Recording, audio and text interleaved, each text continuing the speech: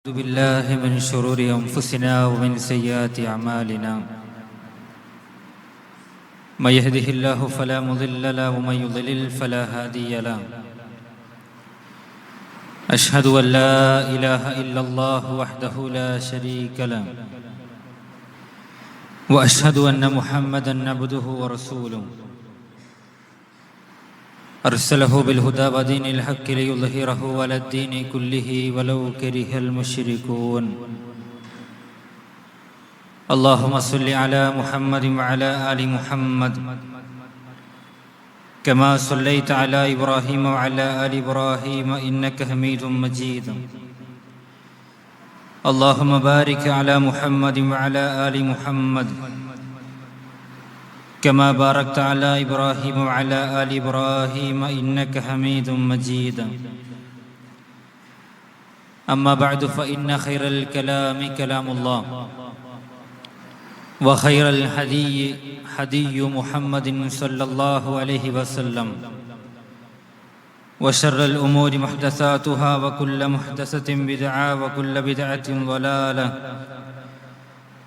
وكل ضلالة في النار يا أيها الذين آمنوا اتقوا الله حق تقاته ولا تموتن إلا وأنتم مسلمون اتقوا الله عباد الله. ഏറ്റവും ആദരവ് നിറഞ്ഞ സത്യവിശ്വാസികളെ, സത്യവിശ്വാസിനികളെ, സർവശക്തനായ അല്ലാഹു സുബ്ഹാനഹു വ തആലയുടെ വിധി വിലക്കുകളും നിയമനിർദ്ദേശങ്ങളും കഴിവിൻ്റെ പരമാവധി ജീവിതത്തിൽ കാത്തു സൂക്ഷിച്ചുകൊണ്ട് തഖ്വയോടുകൂടി ജീവിക്കണമെന്ന് സ്വന്തത്തെ മറക്കാതെ ഇവരെയും ഓർമ്മപ്പെടുത്തുകയാണ്, ഉപദേശിക്കുകയാണ്. അല്ലാഹു സുബ്ഹാനഹു വ തആല അവൻ്റെ ദീന് യഥാവിധം സൂക്ഷിച്ച് പാലിച്ചുകൊണ്ട് ജീവിക്കാനുള്ള തൗഫീഖ് നമുക്കെല്ലാം നൽകി അനുഗ്രഹിക്കുമാറാവട്ടെ. ഒരിക്കൽ മഹാനായ അബ്ദുല്ലാഹി ഇബ്നു ഉമർ റളിയല്ലാഹു തആല അൻഹു കഅബയുടെ അടുത്ത് നിൽക്കുന്ന സമയത്ത് തെക്ക് ഭാഗത്ത് നിന്ന് ഒരു മനുഷ്യൻ തൻ്റെ ഉമ്മയെ ചുമന്ന് വറജുലുൻ യമാനിയുൻ യതൂഫു ബിൽ കഅബ, തൻ്റെ ഉമ്മയെ ചുമന്നുകൊണ്ട് തവാഫ് ചെയ്യുകയാണ്. ഹമല ഉമ്മുഹു വറാഅ ളുഹ്രിഹി, തോളിലേറ്റിക്കൊണ്ടാണ് അദ്ദേഹം യമനിൻ്റെ ഭാഗത്ത് നിന്ന് കടന്നു വന്നിട്ടുള്ളത്. എന്നിട്ട് അദ്ദേഹം ആ തവാഫ് ചെയ്തുകൊണ്ടിരിക്കുന്ന സമയത്ത് അദ്ദേഹം പറയുന്നു, ഇന്നി ലഹാ ബഈറുഹൽ മുദല്ലൽ ഇൻ ഉദ്ഗിറത് റികാബുഹാ ലം ഉദ്ഗർ, തീർച്ചയായും ഞാനൊരു കീഴ്പ്പെടുത്തപ്പെട്ട ഒട്ടകമാണ്. ഈ ഒട്ടകത്തെ ആര് പേടിപ്പിച്ചാലും ഈ ഒട്ടകം ഒരിക്കലും ഭയപ്പെടുകയില്ല. അഥവാ ഈ ഒട്ടകത്തിൻ്റെ മുകളിലുള്ള യാത്രക്കാരിക്ക് ഞാൻ കീഴ്പ്പെടുത്തപ്പെട്ട ഒരു വാഹനമാണ് എന്ന് പാടിക്കൊണ്ടാണ് അദ്ദേഹം നിൽക്കുന്നത്. എന്നിട്ട് അദ്ദേഹം ഇബ്നു ഉമർ റളിയല്ലാഹു അൻഹുവിനോട് ചോദിക്കുന്ന ചോദ്യമാണ്, അതറാനി ജസൈതുഹ, ഞാൻ എൻ്റെ ഉമ്മയോടുള്ള ബാധ്യത വീട്ടിയിട്ടില്ലേ എന്നതാണ്. അഥവാ യമനിൻ്റെ ഭാഗത്ത് നിന്ന് ഉമ്മയെ ചുമന്ന് തവാഫ് ചെയ്ത് അത്രത്തോളം ത്യാഗം സഹിച്ച ആ മനുഷ്യൻ ഞാൻ എൻ്റെ ഉമ്മയോടുള്ള ബാധ്യത നിറവേറ്റിയില്ലേ എന്ന് ചോദിച്ചപ്പോൾ ഇബ്നു ഉമർ റളിയല്ലാഹു അൻഹു കൊടുത്ത മറുപടി, ലാ വലാ ബിസഫ്രത്തിൻ വാഹിദത്തിൻ മിൻ സഫറാത്തിൽ വിലാദ, ഒരിക്കലും നിന്റെ ഉമ്മ നിന്റെ പ്രസവത്തിൻ്റെ നൊമ്പരമേറ്റ് സഹിച്ച അല്ലെങ്കിൽ ഉള്ളിലേക്ക് വലിച്ചൊരു ശ്വാസത്തിൻ്റെ അടുക്കലേക്ക് പോലും എത്തിയിട്ടില്ല എന്നാണ്. ഒരു സ്ത്രീ പ്രസവവേദനയുടെ നൊമ്പരമേറ്റ് വലിക്കുന്നൊരു ശ്വാസം ആ നിശ്വാസത്തിൻ്റെ അടുക്കിലേക്ക് പോലും എത്തിയിട്ടില്ല ഈ ത്യാഗമെന്ന് അദ്ദേഹത്തെ പഠിപ്പിച്ചു കൊടുക്കുകയാണ്. പ്രിയമുള്ളവർ, ഈ ചരിത്രം നമ്മോട് പറയുന്നത് എന്താണ്? ഇന്ന് വർത്തമാന കാലഘട്ടത്തിൽ നമ്മുടെ വീടകങ്ങളിൽ നമ്മുടെ ഉമ്മയുണ്ട്, നമ്മുടെ ഉപ്പയുണ്ട്. നാം അവരോട് എങ്ങനെയാണ് വർത്തിക്കുന്നത്? നമ്മുടെ പെരുമാറ്റം എങ്ങനെയാണ്? നമ്മുടെ സമീപനം എങ്ങനെയാണ് എന്ന് വളരെ ഗൗരവത്തിൽ നമ്മൾ ആലോചിക്കേണ്ട, അല്ലെങ്കിൽ ഏറെ നമ്മളെ ചിന്തിപ്പിക്കേണ്ട ഒരു ചരിത്രമാണ് ഞാൻ നിങ്ങളുടെ ശ്രദ്ധയിൽപ്പെടുത്തിയത്. ഒരിക്കൽ ഇലിയാസ് ഇബ്നു മുആവിയ ഇബ്നു ഖുറ എന്ന് പറയുന്ന ഒരു താബിഈ പണ്ഡിതൻ, അദ്ദേഹം വികാര നിർഭരനായി കരഞ്ഞുകൊണ്ടിരിക്കുകയാണ്. അദ്ദേഹത്തോട് ആളുകൾ ചോദിച്ചു, മാ യുബ്കി, താങ്കൾ എന്തിനാണ് കരയുന്നത്? അദ്ദേഹം ആ കരച്ചിലിന്റെ കാരണം പറഞ്ഞത്, കാനലി ബാബാനി മഫ്തൂഹാനി മിനൽ ജന്ന, എനിക്ക് ഈ ദുനിയാവിൽ നിന്ന് സ്വർഗത്തിലേക്ക് തുറന്ന 2 കവാടങ്ങൾ ഉണ്ടായിരുന്നു. ഫഉഗ്ലിക അഹദഹുമാ, അതിലൊരു കവാടം ഇന്ന് അടക്കപ്പെട്ടു എന്നാണ്. ദുനിയാവിൽ നിന്ന് എനിക്ക് സ്വർഗത്തിലേക്ക് തുറന്ന ഒരു കവാടം ഇന്ന് അടക്കപ്പെട്ടു. അദ്ദേഹത്തിന്റെ ഉമ്മ മരണപ്പെട്ടത് അദ്ദേഹം ആ രൂപത്തിലാണ് ഓർക്കുന്നത്, അനുസ്മരിക്കുന്നത്. അതൊരു സ്വർഗത്തിന്റെ കവാടമാണ്, അത് അടക്കപ്പെട്ടു എന്നാണ്. പ്രിയപ്പെട്ടവരെ, ഇങ്ങനെ ഓരോ ഭരണാധികാരികളുടെയും അതുപോലെ തന്നെ മുൻഗാമികളുടെയും ചരിത്രം നമ്മൾ പരിശോധിക്കുക. ഒന്നുകൂടി നോക്കൂ നിങ്ങൾ. അബ്ബാസികളുടെ ഭരണകാലത്ത് ബർമക്കി കുടുംബം അറിയപ്പെടുന്ന കൊട്ടാരങ്ങളിൽ ജീവിച്ച മനുഷ്യരാണ്. അതിൽ ഫദ്ൽ അൽ ബർമക്കി ജയിലിലിട്ടപ്പോ പിന്നീട് അദ്ദേഹത്തിന്റെ ഉപ്പ യഹിയ അൽ ബർമക്കിയും ജയിലിലാണ് കഴിയുന്നത്. ഇവർ ജയിലിൽ കഴിയുന്ന ആ കാലയളവ് എന്ന് പറയുമ്പോൾ സ്വാഭാവികമായും രാജകീയമായ ജീവിതം നയിച്ച് ജയിലിലെ സൗകര്യങ്ങളോട് പൊരുത്തപ്പെടാൻ ഏറെ പ്രയാസമുണ്ട്. പിതാവിന് വേണ്ടി മകൻ രാവിലെ കുളിക്കാൻ ചൂടുവെള്ളം അന്വേഷിക്കുകയാണ്. ആ ജയിലിലെ ഭരണാധികാരികൾ പറഞ്ഞു, ജയിലിൽ ആർക്കും അങ്ങനെ ഞങ്ങൾ പ്രത്യേകമായ പരിഗണന കൊടുക്കാറില്ല, അതുകൊണ്ട് എന്താണോ ഇവിടെ ഉള്ളത് അതുകൊണ്ട് കഴിച്ചുകൂട്ടണമെന്ന് പറയുന്ന സമയത്ത് അദ്ദേഹത്തിന്റെ മകൻ ഫദ്ൽ എന്ന് പറയുന്നവർ ചെയ്യുന്ന കാര്യം നമുക്ക് ചരിത്രത്തിൽ കാണാം. രാത്രി തന്റെ പിതാവിന് കുളിക്കാൻ വേണ്ടിയുള്ള വെള്ളം പാത്രത്തിൽ ശേഖരിച്ച് ആ ഒരു പാത്രത്തെ ചുറ്റിപ്പിണഞ്ഞ് ചുരുണ്ടിട്ട് സ്വന്തം ശരീരം ആ പാത്രത്തോട് ചേർത്ത് വെച്ച് ആ പാത്രത്തെ അണച്ചുകൂട്ടി കിടക്കുമെന്നതാണ്. കാരണം മനുഷ്യന്റെ ശരീരത്തിനൊരു ചൂടുണ്ട്. ആ ചൂട് ഈ പാത്രത്തിലേക്ക് പകർന്നിട്ട് ഈ പാത്രത്തിന്റെ വശങ്ങളിലായിക്കൊണ്ട് ആ വെള്ളത്തിന്റെ ആ ഒരു തണുപ്പ് വിട്ട് സ്വന്തം ഉപ്പയെ ആ ഒരു കൊടും തണുപ്പിലേക്ക് വിട്ടുകൊടുക്കാതെ പ്രഭാതത്തിൽ ഒരു ചൂടുള്ള വെള്ളം കിട്ടട്ടെ എന്ന് വിചാരിച്ച് സ്വന്തം ശരീരത്തെ ചേർത്തു വച്ചവർ. ഇവർ ക്രൂരമായ ജീവിതം നയിച്ച മനുഷ്യന്മാരാണ്. എങ്കിലും പ്രിയപ്പെട്ടവരെ, സ്വന്തം ഉപ്പയോട് എങ്ങനെ വർത്തിക്കണം, എങ്ങനെയാകണം, സമീപനം എങ്ങനെ സ്വീകരിക്കണം എന്നത് അദ്ദേഹത്തിന്റെ ഈ ഒരു ശൈലിയിൽ നിന്ന് നമുക്ക് മനസ്സിലാക്കാൻ കഴിയുന്ന ഏറ്റവും പ്രധാനപ്പെട്ട കാര്യമാണ്. അതുകൊണ്ട് നമ്മൾ ചിന്തിക്കുക, അല്ലാഹു സുബ്ഹാനഹു വ തആല ദീനിൽ വളരെ കണിശമായ ഭാഷയിലാണ് മാതാപിതാക്കളുടെ വിഷയം പറഞ്ഞിട്ടുള്ളത്. കണിശമായ വളരെ ഗൗരവപ്പെട്ടതിലെ നിലപാടുകളാണ് ദീന് നമ്മോട് നമ്മുടെ ഉപ്പയുടെയും ഉമ്മയുടെയും വിഷയത്തിൽ വളരെ കൃത്യമായി നമ്മെ പഠിപ്പിച്ചിട്ടുള്ളത്. നോക്കൂ നിങ്ങൾ. അതുകൊണ്ട് തന്നെ പൂർവികരിൽ അബ്ദുല്ലാഹി ഇബ്നു ഔൻ റഹിമഹുല്ലാ, അദ്ദേഹത്തിന്റെ പ്രത്യേകത നമുക്ക് ചരിത്രത്തിൽ കാണാം. നാദത്തുഹു ഉമ്മുഹു ഫഅജാബഹ, അദ്ദേഹത്തിന്റെ ഉമ്മ അദ്ദേഹത്തെ വിളിച്ചു. അദ്ദേഹം ആ ഉമ്മക്ക് വിളിക്കുത്തരം നൽകി. ഫഅല സൗതുഹു സൗതഹ, തന്റെ ഉമ്മയുടെ ശബ്ദത്തേക്കാൾ അദ്ദേഹത്തിന്റെ ശബ്ദം ഉയർന്നു. ഫഅതക റകബതൈൻ, ഉമ്മയുടെ ശബ്ദത്തേക്കാൾ തന്റെ ശബ്ദം കൂടിയത് കൊണ്ട് തന്നെ അദ്ദേഹം 2 അടിമകളെ മോചിപ്പിച്ചു എന്നാണ്. എന്തിന്? ഇതൊരു തെറ്റാകുമോ? തന്റെ ഉമ്മയോട് ചെയ്തൊരു അക്രമമാകുമോ എന്ന് പേടിച്ചിട്ട് എന്താ സഹോദരങ്ങൾ ചെയ്തത്? ഉമ്മയെ തല്ലിയതല്ല, ശകാരിച്ചതല്ല, ചീത്ത വിളിച്ചതല്ല, അനുസരണക്കേട് കാണിച്ചതല്ല.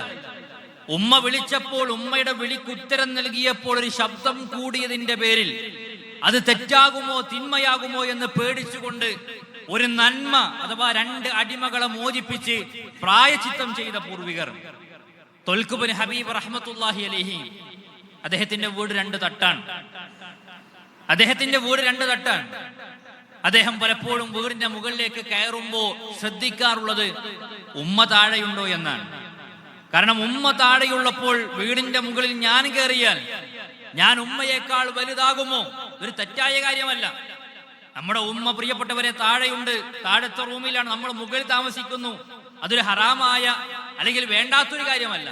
പക്ഷെ ത്വൽഖ് ബിൻ ഹബീബ് റഹ്മത്തുള്ളാഹി അലൈഹി ചിന്തിക്കുന്നത്, തീർച്ചയായും എന്റെ ഉമ്മയുടെ തലക്കുമീതെ ഞാൻ നടക്കുമ്പോൾ അതെന്റെ ഉമ്മയോട് കാണിക്കുന്ന ബഹുമാനക്കേടാകുമോ എന്ന് പേടിച്ചുകൊണ്ട് ഉമ്മ താഴെയുള്ളപ്പോൾ വീടിന്റെ മുകളിലേക്ക് കയറാത്ത പൂർവികരെ പ്രിയപ്പെട്ടവരെ ചരിത്രത്തിൽ നമുക്ക് കാണുവാൻ സാധിക്കും. ഇനി നമ്മൾ നമ്മുടെ ജീവിതത്തിലേക്ക് വരാം.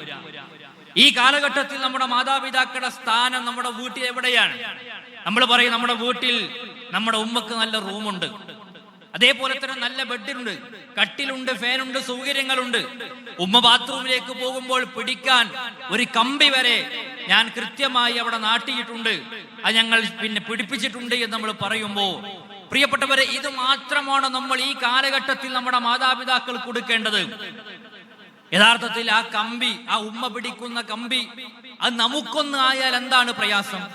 ആ ഉമ്മയുടെ വിരിപ്പിൽ നമ്മുടെ ഉമ്മയുടെ കൂടെ കുറച്ചു നേരമെങ്കിലും പ്രിയപ്പെട്ടവരെ ഒന്ന് കൂടെ ഇരിക്കാൻ നമ്മുടെ മാതാപിതാക്കൾ ആഗ്രഹിക്കുന്നുണ്ട്. അവരുടെ ശരീരത്തിലെ വേദനകൾ, അവരുടെ ശരീരത്തിലെ പ്രയാസങ്ങൾ, അവർക്ക് വരുന്ന ഏത് രോഗങ്ങളാകട്ടെ അതിനവര് മരുന്ന് കഴിക്കുന്നുണ്ടെങ്കിൽ യഥാർത്ഥത്തിൽ അതിനേക്കാൾ വലിയ മരുന്ന് മനസ്സുകൊണ്ട്, നമുക്ക് സ്നേഹം കൊണ്ട് അവർക്ക് ഹൃദയത്തിലേക്ക് ഇട്ടുകൊടുക്കാൻ സാധിക്കുമെന്നുള്ളതാണ്.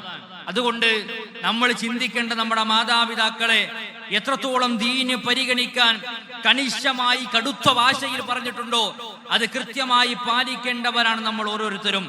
ഉർവ റഹിമഹുല്ല പറയുന്നുണ്ട്, നീ ഒരു മനുഷ്യനോട് ദേഷ്യപ്പെട്ടു, ആ ദേഷ്യപ്പെടുമ്പോൾ നിന്റെ മുഖത്ത് ചില ഭാവങ്ങൾക്ക് വ്യത്യാസമുണ്ടാകും, നിന്റെ കണ്ണുകൾക്ക് വ്യത്യാസമുണ്ടാകും, നിന്റെ ചുണ്ടുകൾക്ക് വ്യത്യാസമുണ്ടാകും, നിന്റെ മുഖത്തിന് വ്യത്യാസമുണ്ടാകും. ആ വ്യത്യാസമുള്ള മുഖവുമായി നിന്റെ ഉമ്മയെ നീ ഒരിക്കലും നോക്കിപ്പോകരുത് എന്നാണ്. ഉമ്മയോടല്ല ദേഷ്യം, പിതാവിനോടല്ല ദേഷ്യം, ആരോടോ ദേഷ്യപ്പെട്ട് വീട്ടിലേക്ക് വന്നതാണ്, അല്ല ഉമ്മ അടുത്ത് നിൽക്കുന്നുണ്ട്, ആ ദേഷ്യം പിടിച്ച കണ്ണുകളോടുകൂടി സ്വന്തം ഉമ്മയെ വരെ നോക്കരുത് എന്ന് പൂർവികർ വളരെ കൃത്യമായി നമ്മെ പഠിപ്പിക്കുകയാണ്.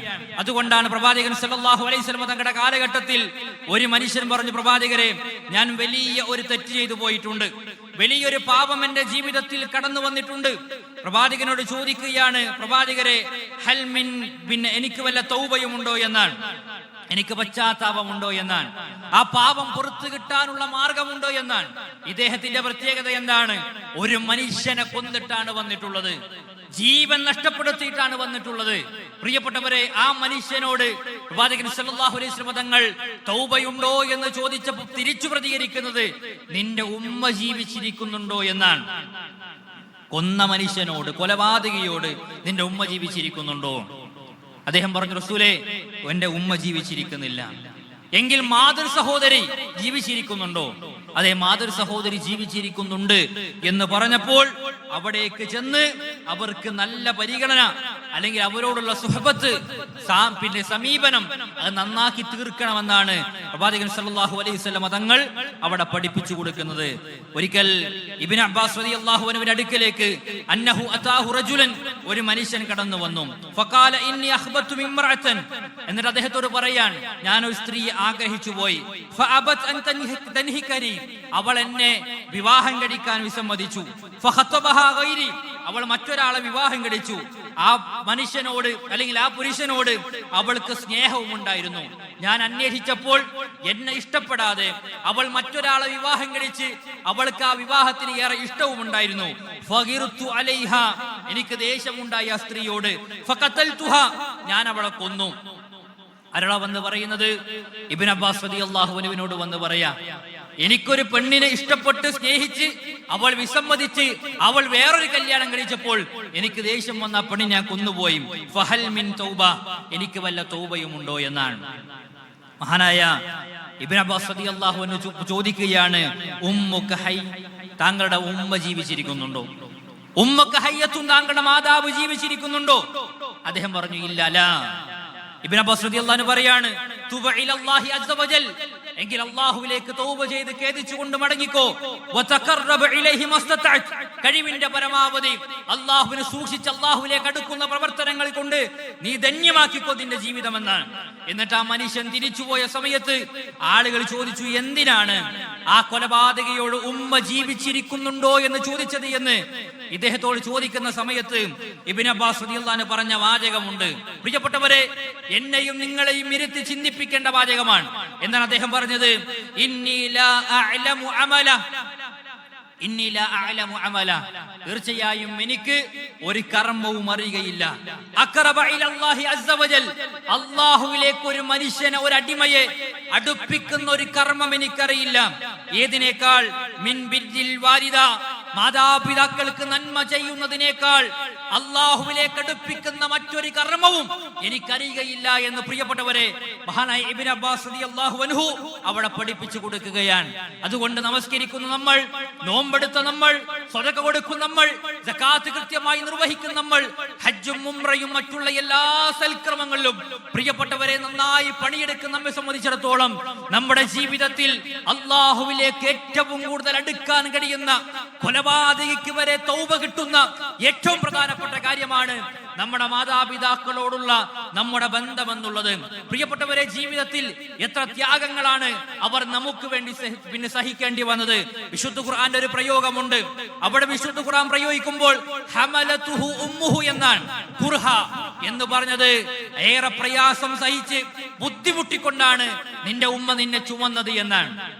പ്രിയപ്പെട്ടവരെ, എന്നിട്ട് വീണ്ടും അല്ലാഹു സുബ്ഹാനഹു വ തആല പറയുന്നു, വവലഅതുഹു കുർഹ, പ്രയാസപ്പെട്ട് നിന്നെ പ്രസവിച്ചു.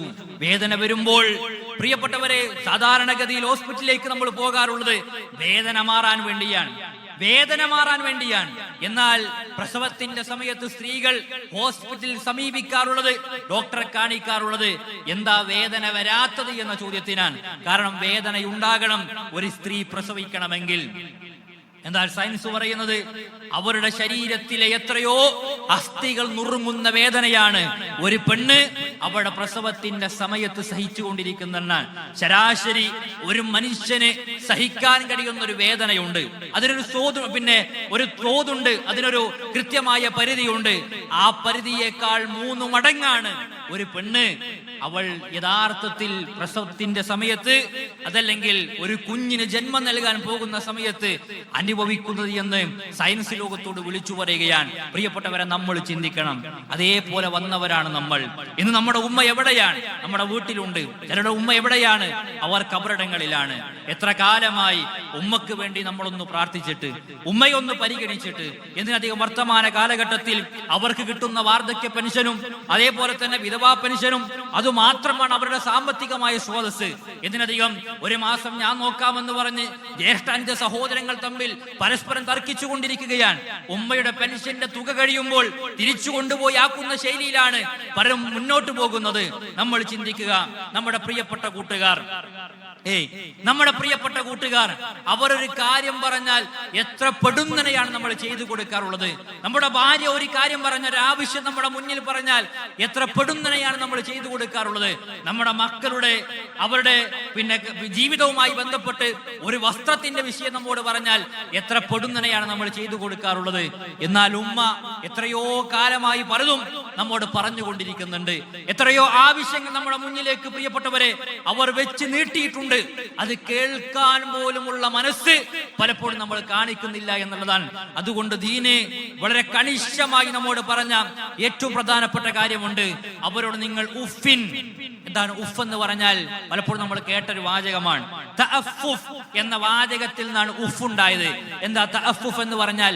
ഒരു നീരസത്തിന്റെ ഒരു പ്രയോഗം. ചേ എന്ന് മാത്രമല്ല, ഒരു നീരസത്തിന്റെ ഒരു പ്രയോഗം. അത് വളരെ ചെറുതാണ്. ചേ എന്ന് പറയൽ അതുപോലും പാടില്ല എന്ന് പറയാൻ. വലാ തൻഹറുഹുമ, അവരെ നിങ്ങൾ പ്രിയപ്പെട്ടവരെ നഹ്റ എന്ന് പറഞ്ഞാൽ മാറ്റി നിർത്തുക. അപ്പൊ വാക്കാൽ പ്രവർത്തിയാൽ മാറ്റി നിർത്തപ്പെടുന്ന ഒന്നും മാതാപിതാക്കളുടെ വിഷയത്തിൽ ഉണ്ടാകാൻ പാടില്ല എന്ന് വളരെ കൃത്യമായി നമ്മെ പഠിപ്പിക്കുകയുണ്ടായി. ഇനി നമ്മൾ ചിന്തിക്കുക, ഇന്ന് ഈ കാലഘട്ടത്തിൽ നമ്മൾ പത്രമാധ്യമങ്ങൾ നോക്കിക്കഴിഞ്ഞാൽ മാതാപിതാക്കളെ കൊല്ലുന്ന മക്കളാണ്. തന്റെ വീട്ടിലേക്ക് മകൻ രാത്രി വന്ന് ഉറങ്ങുമ്പോൾ ഉമ്മയുടെ ഉറക്കം നഷ്ടപ്പെട്ടുകൊണ്ടിരിക്കാൻ കാരണം ഇവൻ എപ്പോഴാണ് മാനസികാവസ്ഥ മാറിയിട്ട് എനിക്കു നേരെ കൊലക്കത്തിയെടുക്കാൻ അവൻ തയ്യാറാവുക എന്ന ചിന്തയിലാണ്, ആ പേടിയിലാണ് ഇന്നിന്റെ സമൂഹത്തിൽ മാതാപിതാക്കൾ ജീവിക്കുന്നത്. അതുകൊണ്ട് പ്രിയപ്പെട്ടവരെ, അവരെ ചേർത്തു പിടിക്കാൻ, അവർക്ക് സ്നേഹം കൊടുക്കാൻ, അവരെ പരിഗണിക്കാൻ, അവരുടെ ആവശ്യങ്ങൾ നിർവഹിച്ചു കൊടുക്കാൻ, അവർക്ക് നമ്മളുണ്ട് എന്ന ബോധം അവരുടെ മനസ്സകങ്ങളിലേക്ക് ആശ്വാസമായി, കുളിരായി, തണുപ്പായി, ഒരു കുളിർമഴയായി പെയ്തിറങ്ങാൻ നമുക്ക് സാധിച്ചിട്ടില്ല എങ്കിൽ നമ്മുടെ സ്വർഗത്തിന്റെ കവാടമാണ് നഷ്ടപ്പെടുന്നത്. നമ്മൾ അത് മാത്രമല്ല ചിന്തിക്കേണ്ടത്, നമ്മുടെ പിതാവാരാണ്, നമ്മുടെ ഉമ്മ ആരാണ്, അവർ നമ്മളുമായുള്ള ബന്ധം എന്താണ്. നമ്മൾ ചിന്തിക്കുക, എത്ര പ്രായമുണ്ടെങ്കിലും നമ്മുടെ വീട്ടിൽ നമ്മുടെ ഒരു വസ്തു, അല്ലെങ്കിൽ നമ്മുടെ ചെറിയൊരു പ്രായം നമ്മൾ ചിന്തിച്ചാൽ മതി, നമ്മുടെ വീട്ടിൽ നമ്മുടെ ഒരു വസ്തു, നമ്മുടെ ഒരു സാധനം, അത് നമ്മുടെ വസ്ത്രമാകട്ടെ, നമ്മുടെ ഫോണാകട്ടെ, നമ്മുടെ ബൈക്കിന്റെ ചാവിയാകട്ടെ, അതല്ലെങ്കിൽ നമ്മുടെ ജീവിതത്തിൽ നമ്മൾ ഉപയോഗിക്കുന്ന ഒരു സാധനം നമ്മൾ തെരഞ്ഞു കിട്ടാതെയായാൽ നമ്മൾ നമ്മുടെ ഉമ്മയോട് ചോദിക്കും. ഉമ്മ പറയും, അവിടെ കണ്ടിരുന്നു, അല്ലെങ്കിൽ ഇവിടെ കണ്ടിരുന്നു, അവിടെ പോയി നോക്ക്, അവിടെ ശ്രദ്ധയിൽപ്പെട്ടിട്ടുണ്ട് എന്നാൽ. പ്രിയപ്പെട്ടവരെ, നമ്മുടെ ഒരു വസ്തു പോലും അവിടെ കണ്ണിലുണ്ട്. എന്നാൽ നമ്മൾ ചിന്തിക്കേണ്ടെന്നറിയോ, അവരുടെ ഏതെങ്കിലും ഒരു വസ്തു പോയി നമ്മോട് ചോദിച്ചാൽ നമ്മൾ എന്താ പറയാ? നമുക്കതറിയില്ല. കാരണം എന്താണ്? അവരുടെ ജീവിതത്തിൽ പ്രിയപ്പെട്ടവരെ നമ്മളാണ് അവർക്ക് ഏറ്റവും വലുത്. ഒരു പനി ബാധിച്ച് നമ്മൾ വീട്ടിൽ കിടന്നാൽ തലഭാഗത്ത് വന്ന് തല ഓടിത്തരാൻ നമ്മുടെ ഉമ്മയുണ്ടായിട്ടുണ്ട്. നേരം വഴി വീട്ടിലേക്ക് നമ്മൾ എത്തുമ്പോൾ വാതിൽ തുറന്നു തരാൻ നമ്മുടെ ഉമ്മയുണ്ടായിട്ടുള്ളൂ.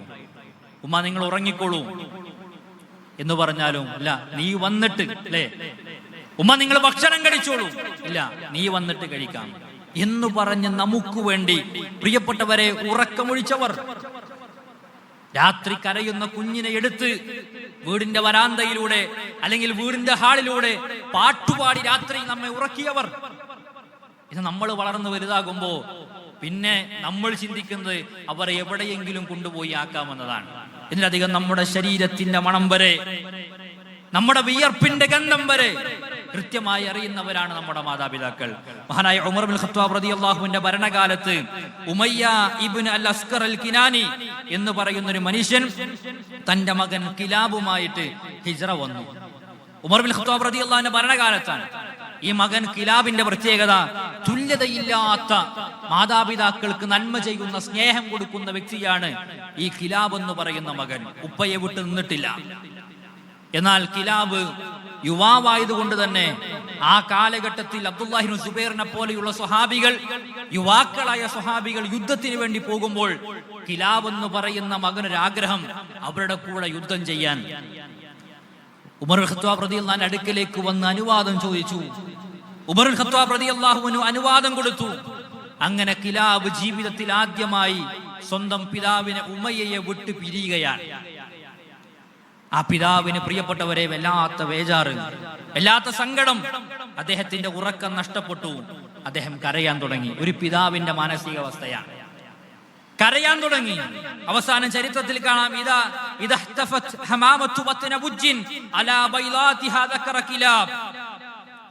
ആ വീടിന്റെ പരിസരങ്ങളിൽ ഏതെങ്കിലും ഒരു പ്രാവ് വന്ന് തന്റെ കുഞ്ഞുങ്ങൾ അടുക്കൽ വന്ന് ശബ്ദമുണ്ടാക്കുന്നത് ആ ഉമ്മയുടെ കാതിൽ കേട്ടാൽ, ആ പിതാവിന്റെ കാതിൽ കേട്ടുകഴിഞ്ഞാൽ വീട്ടിൽ നിന്നും യുദ്ധത്തിന് പോയ സ്വന്തം മകനെ ആലോചിച്ചുകൊണ്ട് ഉമയ്യ കരയുമായിരുന്നു എന്നാണ്.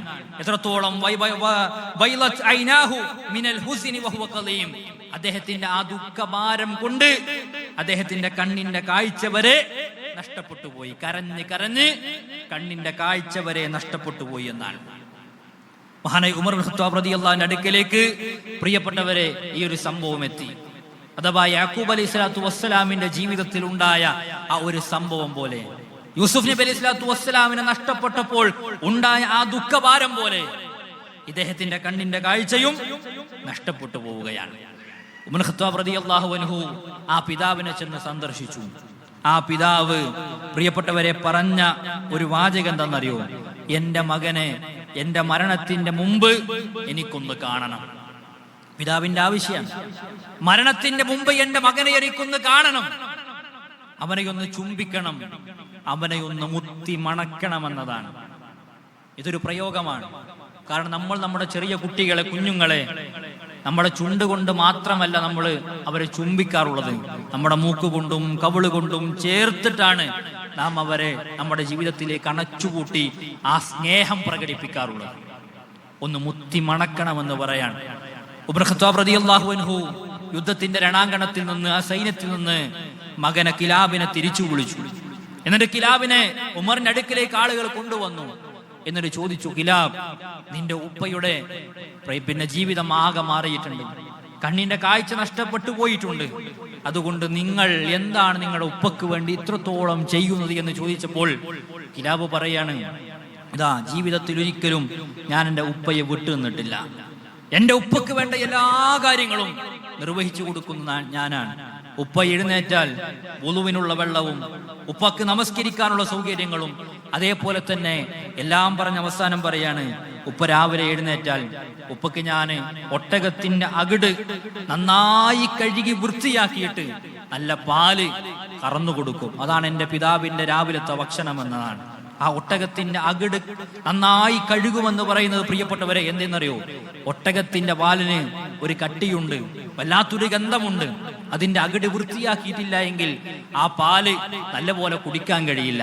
അതുകൊണ്ട് ആ അകിട് നന്നായി വൃത്തിയാക്കിയിട്ടാണ് എന്റെ പിതാവിന് ഞാൻ പാല് കൊടുക്കാറുള്ളത് എന്നാണ് ഉമർ ഖത്താബ് റളിയല്ലാഹു അൻഹു പറഞ്ഞു. എങ്കിൽ ഇതാ നിന്റെ ഉപ്പക്ക് വേണ്ടി നീ പാല് കറന്നതുപോലെ, മുമ്പ് കറന്നിരുന്നത് പോലെ ഇന്നത്തെ ദിവസത്തിൽ ഒന്ന് കറന്നുകൊണ്ടായെന്നാണ്. പ്രിയപ്പെട്ടവരെ, ഒരു പാത്രത്തിൽ കിലാബ് തന്റെ ഉപ്പക്ക് വേണ്ടി എന്നും കറക്കുന്നത് പോലെ ഒരൊട്ടകത്തിന്റെ അകിട് നന്നായി വൃത്തിയാക്കി കഴുകിയിട്ട് ആ പാല് കറന്നെടുത്തു. ഉമർ ഖത്താബ് റളിയല്ലാഹു അൻഹുവും അദ്ദേഹത്തിന്റെ കൂടെയുള്ളവരും ഈ മകനും കൂടിയിട്ട് തന്റെ പിതാവിന്റെ അടുക്കലേക്ക്, ഉമയ്യയുടെ അടുക്കലേക്ക് ചെല്ലാണ്. എന്നിട്ട് ഉപ്പയോട് സലാം പറഞ്ഞ്, കൂട്ടത്തിൽ കിലാബുണ്ട് എന്ന് ഉമയ്യ കണ്ടിട്ടില്ല, കാരണം കണ്ണിന് കാഴ്ചയില്ല. ഉമർ ഖത്താബ് റളിയല്ലാഹു അൻഹു ആ പിതാവിന് പാല് കൊടുത്തു. ആ പാല് കയ്യിൽ പിടിച്ച് അദ്ദേഹം ചുണ്ടോടടിപ്പിച്ച് കുടിച്ചിട്ട് പറയാണ് കരഞ്ഞുകൊണ്ട്, വല്ലാഹി അല്ലാഹു തന്നെയാണ് സത്യം, മിന്നീല അശമ്മ റായിഹത യദി വവലദി കിലാബിൻ ഫി ഹാദിൽ ലബൻ. ഉമർ അമീറുൽ മുഅ്മിനീൻ, തീർച്ചയായും ഈ പാത്രത്തിൽ എൻ്റെ മകൻ കിലാബിന്റെ ഗന്ധം ഞാൻ ആസ്വദിക്കുന്നുണ്ട് എന്നതാണ്. മഹാനായ ഉമർ ഖത്താബ് റളിയല്ലാഹു അൻഹു കേട്ടപ്പോൾ കരഞ്ഞു. അദ്ദേഹത്തിന്റെ കൂടെയുള്ളവർ കരഞ്ഞു. എന്നേ കാരണം പ്രിയപ്പെട്ടവരെ, കറന്നെടുത്ത പാലിന്റെ പാത്രത്തിൽ സ്വന്തം മകന്റെ കയ്യിന്റെ ഗന്ധം അറിഞ്ഞൊരു പിതാവ്. ഇത് തന്നെയാണ് നമ്മുടെയും പിതാവിന്റെ അവസ്ഥ. നമുക്ക് വേണ്ടിയാണ് ചുട്ടുപൊള്ളുന്ന മരുഭൂമിയിൽ കഷ്ടപ്പെട്ട് ത്യാഗം സഹിച്ചു പ്രിയപ്പെട്ടവരെ നമുക്ക് വേണ്ടത് ചെയ്തു തന്നിട്ടുള്ളത്, ഭാരിച്ച ജോലികൾ ചെയ്തിട്ടുള്ളത്. ആ ജീവിത തിരക്കിനിടയിൽ എപ്പോഴോ നമ്മെ ഒന്ന് സ്നേഹിക്കാൻ, നല്ലൊരു വാക്കു പറയാൻ മറന്നു എന്നതിന്റെ കാരണത്താൽ കാലാകാലം ആ പിതാവിനെ ചീത്ത പറയുന്നവരുണ്ട്, അവരകറ്റി നിർത്തുന്നവരുണ്ട്. അവസാനം ഇതാ മഹാനായ ആ മനുഷ്യന്, അഥവാ ഉമയ്യ എന്ന് പറയുന്ന മനുഷ്യന് തന്റെ മകനെ തിരിച്ചു കിട്ടിയപ്പോൾ ഫർദത്ത് ബസീറ, അദ്ദേഹത്തിന്റെ കാഴ്ച തിരിച്ചു കിട്ടി എന്നുള്ളതാണ്. അത്രത്തോളം നമ്മളുമായി ചേർന്ന് നിൽക്കുന്ന നമ്മുടെ മാതാപിതാക്കൾ, സഹോദരങ്ങൾ, നമ്മൾ ചിന്തിക്കുക. ഇതാണ് നമ്മുടെ പിതാവ് എന്ന് പറഞ്ഞാൽ, നമ്മുടെ മാതാവ് എന്ന് പറഞ്ഞാൽ നമ്മുടെ ശരീരത്തിന്റെയും വിയർപ്പിന്റെയും ഗന്ധം അവർ കൃത്യമായി അറിയാം. നമ്മൾ എത്രത്തോളം സ്ഥാനം കൊടുത്തു. നമ്മൾ ചിന്തിച്ചൊക്കെ, നമ്മൾ പെരുന്നാളിന് നമ്മുടെ മക്കൾക്ക് നമ്മൾ വസ്ത്രമെടുത്തു, പിന്നെ ഭാര്യയ്ക്ക് നമ്മൾ വസ്ത്രമെടുത്തു, അതിന്റെ അളവ് നമുക്ക് കൃത്യമായി അറിയാം. സ്വന്തം ഉമ്മയുടെ പർദ്ദയുടെ അളവ് അറിയുന്ന എത്ര ആൾ നമ്മുടെ കൂട്ടത്തിലുണ്ടാകും? ഒരു കർച്ചീഫെങ്കിലും ഉമ്മക്ക് പെരുന്നാളിനൊന്ന് വേണോ എന്ന് ചോദിക്കാൻ, എടുത്തു കൊടുക്കാൻ നമുക്ക് കഴിഞ്ഞിട്ടുണ്ടോ? നല്ല ഷർട്ട് നമ്മൾ വാങ്ങിയെടുത്തു, അല്ലെ? ചെറുപ്രായത്തിൽ നമ്മൾ അവരെ കൂട്ടി കടയിലേക്ക് ചെന്നാൽ നമ്മുടെ ഷർട്ടിന്റെ അളവ് നമ്മളില്ലെങ്കിലും നമ്മുടെ ഉമ്മക്കറിയാം, നമ്മുടെ ഉപ്പക്കറിയാം, നമ്മുടെ വലിപ്പം അറിയാം, വണ്ണം അറിയാം. പ്രിയപ്പെട്ടവരെ, നമുക്ക് നമ്മുടെ ഉപ്പയുടെ വലിപ്പറിയോ? നമ്മുടെ ഉമ്മയുടെ വണ്ണം അറിയോ? അവരുടെ തൊലികൾ ചുക്കിച്ചുളിഞ്ഞപ്പോൾ, അവിടേക്ക് നിര ബാധിച്ചപ്പോൾ ഒന്ന് കൈയൊന്ന് ചേർത്തു പിടിക്കാൻ പോലും മടി കാണിക്കുന്ന ഇന്നത്തെ വിദ്യാർത്ഥി തലമുറയുണ്ട് അല്ലെ. ക്യാമ്പസിലേക്ക് തന്റെ ഉമ്മയെ കൂട്ടിക്കൊണ്ടുവരണമെന്ന് പറയുമ്പോൾ കൂട്ടുകാർക്കിടയിൽ ഇതെന്റെ ഉമ്മയാണ് എന്ന് പറയാൻ മടി കാണിക്കുന്നവരുണ്ട്. വരണ്ടേതില്ല, നിങ്ങളത് കോലം കെട്ട മനുഷ്യനാണ് എന്ന് പറയുന്ന ആളുകളുണ്ട് നമ്മുടെ സമൂഹത്തിൽ. അതുകൊണ്ട് നമ്മൾ ചിന്തിക്കുക, നമ്മൾ ഏത് രൂപത്തിലാണ് ദീന് ഇത്ര കണിശമായ ഭാഷയിൽ കടുത്ത ശൈലിയിൽ പറഞ്ഞിട്ടുണ്ടെങ്കിൽ ആ ഒരു കടുത്ത ശൈലി നമ്മുടെ ജീവിതത്തിൽ പ്രിയപ്പെട്ടവരെ അവരോട് നമുക്ക് കാണിക്കാൻ സാധിക്കണം. ഏതാണ് ആ ദീന് പറഞ്ഞ കണിശമായ എല്ലാ കാര്യങ്ങളും അവരുടെ വിഷയത്തിൽ നമ്മൾ പാലിച്ചുകൊണ്ട് മുന്നോട്ട് പോകണം. അല്ലാഹു സുബ്ഹാനഹു വ തആല അതിന് നമ്മെ എല്ലാം അനുഗ്രഹിക്കുമാറാവട്ടെ. അൽഹംദുലില്ലാഹ് الذي هدانا لهذا وما كنا لنهتدي لولا أن هدانا الله والصلاة والسلام على رسوله الأمين وعلى آله وصحابته ومن والاه وبعد. ഒരിക്കൽ കൂടി അല്ലാഹു സുബ്ഹാനഹു വ തആലയെ സൂക്ഷിച്ച് ഭയപ്പെട്ടുകൊണ്ട് ജീവിക്കണമെന്ന് ഓർമ്മപ്പെടുത്തുകയാണ്. നബി സല്ലല്ലാഹു അലൈഹി വസല്ലം പറഞ്ഞു, അൽ വാലിദു ഔസതു അബ്വാബിൽ ജന്ന. മാതാപിതാക്കൾ എന്ന് പറഞ്ഞാൽ അത് സ്വർഗത്തിലെ ഏറ്റവും ശ്രേഷ്ഠകരമായ കവാടങ്ങളാണ്. അത് നഷ്ടപ്പെടുത്തണോ അതല്ല കാത്തു സൂക്ഷിക്കണോ എന്നത് നിങ്ങളുടെ ഇഷ്ടം പോലെയാണ് എന്നാണ്. അപ്പോൾ മാതാപിതാക്കൾ എന്നത് സ്വർഗത്തിൻ്റെ കവാടം. നീ നിന്റെ ഉമ്മയുടെ കാലിൻ്റെ അരികിൽ ചെന്ന് നിൽക്ക്, അവിടെ നിനക്ക് സ്വർഗമുണ്ട് എന്ന് റസൂലുള്ളാഹി സ്വല്ലല്ലാഹു അലൈഹി വസല്ലം ആ ആശയം വരുന്ന പദങ്ങൾ നമ്മളെ പഠിപ്പിച്ചിട്ടുണ്ട്. ഈ സഹോദരങ്ങളെ, ഇവരോട് നമ്മൾ അവഗണന കാണിക്കുകയാണെങ്കിൽ നമുക്കുള്ള ശിക്ഷ എന്താണ്? അവരെ വെച്ച് നമുക്ക് നേടാൻ എമ്പാടുമുണ്ടെങ്കിൽ, നമുക്ക് എമ്പാടും സൗഭാഗ്യങ്ങൾ അവരെ വെച്ച് കിട്ടാനുണ്ടെങ്കിൽ, അവരോട് നമ്മൾ കാണിക്കുന്ന സമീപനത്തിൽ വീഴ്ച വരുത്തിയാൽ നാളെ അല്ലാഹു സുബ്ഹാനഹു വ തആല പരലോകത്ത് നമ്മളെ നോക്കുകയില്ല എന്നാണ്. സലാസുൻ, മൂന്ന് വിഭാഗം ആളുകൾ റസൂലുള്ളാഹി സ്വല്ലല്ലാഹു അലൈഹി വസല്ലം പറഞ്ഞു, ലാ യൻദുറുല്ലാഹ്, നാളെ പരലോകത്ത് അല്ലാഹു അവരെ നോക്കില്ല. നാളെ പരലോകത്ത് പരിഗണിക്കാൻ അല്ലാഹു മാത്രമാണ്. അവനാണ് ആ പ്രതിഫല നാളിന്റെ ഉടമസ്ഥൻ. അവനല്ല നമ്മോട് ആരും സംസാരിക്കാനില്ല. ആ ദിവസത്തിൽ അല്ലാഹു നോക്കാത്ത വിഭാഗത്തെ മൂന്ന് കാര്യത്തെ റസൂലുള്ളാഹി പറയുമ്പോൾ, അൽ ആഖുലി വാലിദൈൻ, മാതാപിതാക്കളോട് പ്രിയപ്പെട്ടവരെ അനുസരണക്കേട് കാണിക്കുന്നവരെന്നാണ് പ്രവാചകൻ സല്ലല്ലാഹു അലൈഹി വസല്ലം തങ്ങൾ നമ്മെ പഠിപ്പിച്ചത്. ചില ഹദീസുകളിൽ കാണാം, മാതാപിതാക്കളെ ശപിക്കുന്നവർ അവരെ അല്ലാഹു സുബ്ഹാനഹു വ തആല ശപിച്ചിട്ടുണ്ട് എന്നതാണ്. അതുകൊണ്ട് വലിയ പാപങ്ങളാണ് പണ്ഡിതന്മാർ ആ വിഷയം എണ്ണിയിട്ടുള്ളത്. സുഫിയാൻ ബിൻ ഉയൈന റഹിമഹുള്ള പറയാൻ, മൻ സ്വല്ല സ്വലാത്തിൽ ഖംസ്, ആരെങ്കിലും 5 നേരം കൃത്യമായി നമസ്കരിച്ചാൽ ഫഖദ് ശകറല്ലാഹ്, അവൻ അല്ലാഹുവിനോട് നന്ദി കാണിച്ചു. എന്നിട്ടോ വമൻ ദആ ലി വാലിദൈഹി, ആ നമസ്കാരങ്ങൾക്ക് ശേഷമോ അതല്ലാതെയോ ആരെങ്കിലും മാതാപിതാക്കൾക്ക് വേണ്ടി പ്രാർത്ഥിച്ചു കഴിഞ്ഞാൽ അവർക്ക് രണ്ടുപേർക്കും വേണ്ടി നന്ദി കാണിച്ചു. അപ്പൊ നമുക്ക് ചെയ്യാനുള്ളത് പ്രിയപ്പെട്ടവരെ അവർക്ക് വേണ്ടിയുള്ള ആത്മാർത്ഥമായ പ്രാർത്ഥനയാണ് എന്നതാണ്. ഇതേപോലെ തന്നെ ചില ഹദീസുകളെ വിശദീകരിക്കുമ്പോൾ പണ്ഡിതന്മാർ അവരോട് കാണിക്കേണ്ട മര്യാദകളെ വളരെ കൃത്യമായി നമ്മോട് എടുത്തു പറയുന്നുണ്ട്. കയർത്ത് സംസാരിക്കുക, പരുഷമായ രീതിയിൽ പെരുമാറുക, ഇതൊന്നും പാടില്ല. അതുപോലെ തന്നെ അവരോട് പറഞ്ഞൊരു മര്യാദയാണ് ഏറ്റവും മാന്യമായി സംസാരിക്കണമെന്നത്. ആ മാന്യത എന്താണ് എന്ന് സഈദ് ഇബ്നു മുസയ്യിബ് റഹ്മത്തുള്ളാഹി അലൈഹിയോട് ചോദിച്ചപ്പോൾ അദ്ദേഹം പറഞ്ഞു, പരുഷനായ ക്രൂരനായ ഒരു ഭരണാധികാരിക്ക് മുന്നിൽ തെറ്റ് ചെയ്ത അടിമ എങ്ങനെ നിൽക്കുന്നുവോ അതുപോലെയാണ് മാതാവിന്റെ മുന്നിൽ നിൽക്കേണ്ടത്, പിതാവിന്റെ മുന്നിൽ നിൽക്കേണ്ടത് എന്നാണ്. പരുഷനും ക്രൂരനുമായ ഭരണാധികാരിക്ക് മുന്നിൽ സാധാരണ അടിമയല്ല, തെറ്റ് ചെയ്ത് നിൽക്കുന്ന അടിമ. അങ്ങനെ ആയിരിക്കണം നിങ്ങളുടെ മാതാപിതാക്കളോട് നിങ്ങളുടെ വാചകങ്ങൾ എന്ന് പ്രിയപ്പെട്ടവരെ നമ്മെ പഠിപ്പിച്ചു. അതേപോലെ തന്നെ അവരോട് കൂടിയാലോചന നടത്തുക, അവരുമായി പോകുന്ന സമയത്ത് അവരുടെ മുന്നിൽ നടക്കാതിരിക്കുക. അതേപോലെ തന്നെ അവർ ഇരിക്കുന്നതിന്റെ മുന്നേ നമ്മൾ ഇരിക്കാതിരിക്കുക. അവർ മരണപ്പെട്ടു കഴിഞ്ഞാൽ അതേപോലെ നമുക്ക് ബാധ്യതയുണ്ട്, അവർക്ക് വേണ്ടി പ്രാർത്ഥിക്കുക, അവരുടെ ബന്ധങ്ങളെ ചേർക്കുക, അവരുടെ കടങ്ങളെ വീട്ടുക, അവരുടെ ഫ്രണ്ട്സുകൾ അല്ലെങ്കിൽ അവരുടെ കൂട്ടുകാർ അവരുമായി ബന്ധം സ്ഥാപിക്കുക. ഇതെല്ലാം ദീൻ നമ്മോട് കണിശമായി പറഞ്ഞ കാര്യമാണ്. ഒരു കാര്യം കൂടി നമ്മൾ ചിന്തിക്കുക. നബി സല്ലല്ലാഹു അലൈഹി വസല്ലമ ഒരിക്കൽ സ്വഹാബികളുമായി ഇരിക്കുന്ന സമയത്ത് ഒരു വൃദ്ധയായ സ്ത്രീ വരികയാണ്. ആ വൃദ്ധയായ സ്ത്രീ വന്നപ്പോൾ പ്രവാചകന്റെ തോളത്തുള്ള തട്ടം റസൂലുള്ളാഹി ഒരു ഭാഗത്ത് വിരിച്ചു കൊടുത്തു. എന്നിട്ട് ആ സ്ത്രീയെ ആ തട്ടത്തിൽ കൊണ്ടുപോയിരുത്തി. എന്നിട്ട് ആ തട്ടത്തിൽ ഇരുത്തി റസൂലുള്ളാഹി ഭക്ഷണം കൊടുത്തു. നല്ല സംസാരങ്ങൾ നടത്തി. തിരിച്ചു പോകുമ്പോൾ പ്രവാചകന്റെ കയ്യിലുള്ള നാണയങ്ങൾ ഉള്ളതെല്ലാം പ്രവാചകൻ കൊടുത്തു. സ്വഹാബത്ത് അത്ഭുതപ്പെട്ടു നോക്കണം. ഏതോ ഒരു പടുകിളവി, ഒരു വൃദ്ധയായ സ്ത്രീ വന്നപ്പോൾ റസൂലുള്ളാഹി തട്ടമൂരി സ്വീകരിച്ച് അവിടെ ഇരുത്തി ഭക്ഷണം കൊടുത്ത് പണം കൊടുത്ത് തിരിച്ചയക്കുന്നു. പ്രവാചകനോട് ചോദിച്ചു, നബിയെ ആരാണിത് എന്നാണ്. റസൂലുള്ളാഹി സ്വല്ലല്ലാഹു അലൈഹി വസല്ലം പറഞ്ഞു, എന്റെ വളർത്തുമ്മയാണ്, ഹലീമയാണ്. വളർത്തുമ്മയോട് കാണിച്ച മര്യാദ നമ്മൾ ചിന്തിച്ചു നോക്കി സഹോദരങ്ങളെ. ആ നിലക്ക് നമ്മുടെ മാതാപിതാക്കളോട് നമ്മൾ എങ്ങനെയെന്ന് നമ്മൾ ഓരോരുത്തരും വളരെ ഗൗരവത്തിൽ ചിന്തിക്കുക. വീഴ്ചകൾ നമുക്ക് വന്നു പോയിട്ടുണ്ടെങ്കിൽ അത് അവരോട് പറഞ്ഞ് നമ്മൾ തിരുത്തുക. നാടൻ ഒരു ശൈലിയുണ്ട് അല്ലേ, പാടത്ത് പിന്നെ ജോലിയും പരമ്പത്ത് കൂലിയുമെന്ന്.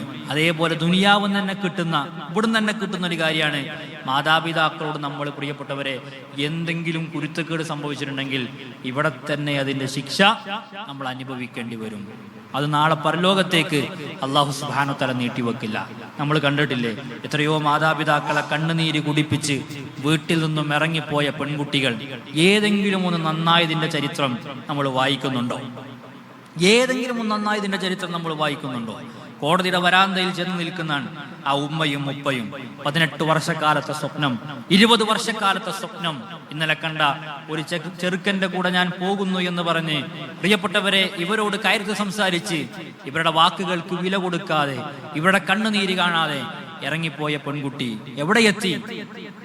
തൊട്ടടുത്ത ദിവസങ്ങളിൽ, മാസങ്ങൾക്കപ്പുറത്തോ അവിടെതാ ആരോരും അറിയാത്തൊരു സ്ഥലത്ത് പോയി ആത്മഹത്യ ചെയ്തു. അതിലൊരു മൃതശരീരം കണ്ടെത്തി വല്ല കുളത്തിലോ ട്രാക്കിലോ അല്ലെങ്കിൽ വല്ല റോഡിലോ കിടക്കുന്നതായി കണ്ടു എന്നതാണ്. കാരണം മാതാപിതാക്കളുടെ പ്രാർത്ഥനക്കും അല്ലാഹുവിനും ഇടയിൽ യാതൊരു മറയുമില്ല എന്നാണ്. കാർമേഘങ്ങളെ വകഞ്ഞു മാറ്റിയ പ്രാർത്ഥന അല്ലാഹുവിന്റെ ദർബാറിലേക്ക് എത്തും. ആ പ്രാർത്ഥന അല്ലാഹു സ്വീകരിക്കും എന്നതിൽ യാതൊരു സംശയവുമില്ല. അതുകൊണ്ട് നമ്മൾ ശ്രദ്ധിക്കേണ്ട വേറൊരു കാര്യമുണ്ട്. നമ്മൾ കാരണത്താൽ നമ്മുടെ ഉമ്മയുടെ കണ്ണും നിറഞ്ഞിട്ടുണ്ടെങ്കിൽ, നമുക്കെതിരെ ഒരു പ്രാർത്ഥന നമ്മുടെ ഉപ്പയോ നമ്മുടെ ഉമ്മയോ നടത്തിയിട്ടുണ്ടെങ്കിൽ നമ്മളോട് അനുഭവിക്കേണ്ടി വരും. അതല്ലാതിരിക്കാൻ അവരോടുള്ള ബന്ധത്തിൽ പ്രിയപ്പെട്ടവരെ ജീവിക്കുന്ന കാലത്തോളം എൻ്റെ കൂടെ ഉണ്ടാകണം, എൻ്റെ കൂടെ ഉണ്ടാകണം എന്ന ആഗ്രഹമാണ് നമുക്ക് വേണ്ടത്. പ്രായമെത്തുമ്പോൾ അവരുടെ അവസ്ഥകൾ മാറും. പറഞ്ഞു തന്നെ പറഞ്ഞുകൊണ്ടിരിക്കും. ഇതേപോലെ തന്നെ ചെറുകുട്ടികൾ ചെയ്യുന്നത് പോലെ പലതും അവർ ചെയ്തുകൊണ്ടിരിക്കും. പക്ഷെ അവിടെയെല്ലാം അകറ്റി നിർത്താതെ, മാറ്റി നിർത്താതെ കൂടുതൽ അവർക്ക് വേണ്ടി നമ്മൾ ചെയ്തു കൊടുക്കുകയാണ് വേണ്ടത് എന്നാണ് ദീന് നമ്മോട് പറയുന്നത്. അല്ലാഹു സുബ്ഹാനഹു വ തആല അതിനുള്ള തൗഫീഖ് നമുക്കെല്ലാം നൽകി അനുഗ്രഹിക്കുമാറാവട്ടെ. വീഴ്ചകൾ അല്ലാഹു സുബ്ഹാനഹു വ തആല വിട്ടുപുറത്ത് മാപ്പാക്കി നിർമാറാകട്ടെ. അതേപോലെ തന്നെ മാതാപിതാക്കളുടെ കൂടെ നാളെ സ്വർഗ്ഗത്തിൽ ഒരുമിച്ച് കൂടാനുള്ള സൗഭാഗ്യം അല്ലാഹു നമുക്ക് ഏവർക്കും പ്രദാനം ചെയ്ത് അനുഗ്രഹിക്കുമാറാവട്ടെ. എല്ലാ നന്മകൾക്കും അല്ലാഹു നമ്മെ സാക്ഷിയാക്കുമാറാകട്ടെ. നമ്മെ തേടി വരുന്ന മുസീബത്തുകളെ അല്ലാഹു നമ്മിൽ നിന്നും വഴിമാറ്റുമാറാകട്ടെ. മരണപ്പെട്ടു പോയ സത്യവിശ്വാസികൾക്ക് അല്ലാഹു സുബ്ഹാനഹു വ തആല മഗ്ഫിറത്തും റഹ്മത്തും നൽകി അനുഗ്രഹിക്കുമാറാവട്ടെ. ജീവിച്ചിരിക്കുന്ന നമ്മുടെ മാതാപിതാക്കൾക്ക് അല്ലാഹു അവന്റെ കാരുണ്യത്തിന്റെ ചിറകുകൾ വിരിച്ചു കൊടുക്കുമാറാകട്ടെ. നമ്മുടെ കുടുംബത്തിൽ അല്ലാഹു നമുക്കെല്ലാം കൺകുളിർമ പ്രദാനം ചെയ്ത് അനുഗ്രഹിക്കുമാറാവട്ടെ. പ്രയാസങ്ങൾ അനുഭവിക്കുന്ന മുസ്ലിമീങ്ങൾക്ക് അല്ലാഹു സുബ്ഹാനഹു വ തആല സമാധാനവും ശാന്തിയും നൽകി അനുഗ്രഹിക്കുമാറാവട്ടെ. വ്യത്യസ്തങ്ങളായ കുതന്ത്രങ്ങളിലൂടെ, നിയമ നടപടികളിലൂടെ മുസ്ലിം സമുദായത്തെയും ഈ ജനതയെയും എല്ലാം പ്രയാസപ്പെടുത്താൻ വേണ്ടി ശ്രമിക്കുന്ന ഭരണാധികാരികൾ അല്ലാഹു സുബ്ഹാനഹു വ തആലയുടെ കുതന്ത്രങ്ങളെല്ലാം നശിപ്പിക്കുമാറാകട്ടെ. ആ ഭരണാധികാരികൾക്ക് അല്ലാഹു ഹിദായത്തിനെ കരുതിയിട്ടുണ്ടെങ്കിൽ എത്രയും പെട്ടെന്നാക്കുമാറാകട്ടെ. അതല്ല എങ്കിൽ അവരുടെ ശർറുകളിൽ നിന്ന് അല്ലാഹു ഉമ്മത്തിനെയും ഈ സമൂഹത്തെയും കാത്ത് രക്ഷിക്കുമാറാകട്ടെ. അല്ലാഹുമ്മ ഗ്ഫിർ ലിൽ മുഅ്മിനീന വൽ മുഅ്മിനാത്ത് والمسلمين والمسلمات الأحياء منهم والأموات إنك مجيب دعوات ويا قاضي الحاجات. ربنا أجرنا من النار، ربنا أجرنا من النار. ربنا آتنا في الدنيا حسنة وفي الآخرة حسنة وقنا عذاب النار. ربنا تقبل منا إنك أنت السميع العليم وتب علينا إنك أنت التواب الرحيم. آمين آمين برحمتك يا أرحم الراحمين. صلى الله على نبينا محمد وعلى آله وصحبه أجمعين والحمد لله رب العالمين. Peace Radio, tuned to reality.